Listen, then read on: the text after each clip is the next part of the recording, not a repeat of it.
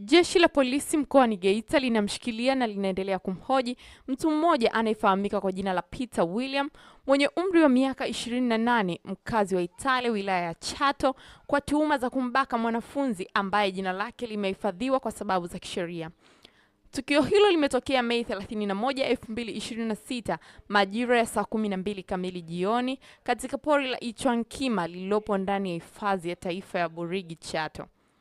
Inadaiwa kuwa mtuhumiwa alimkamata mwathirika na kumvutia vichakani ndani ya hifadhi hiyo kabla ya kutekeleza tukio hilo la kinyama na kikatili.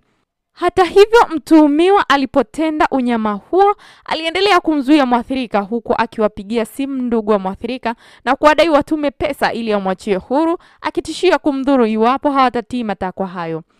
Kufuatia taarifa hizo, jeshi la polisi liliweka mtego uliowezesha kukamatwa kwa mtuhumiwa huyo, na uchunguzi wa tukio hilo unakamilishwa sambamba na taratibu zote za kisheria ili mtuhumiwa afikishwe mahakamani.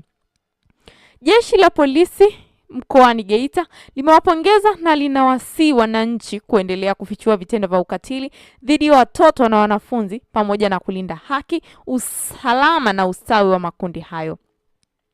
Aidha, jeshi la polisi limesisitiza kuwa halitasita kuchukua hatua kali za kisheria dhidi ya mtuhumiwa yoyote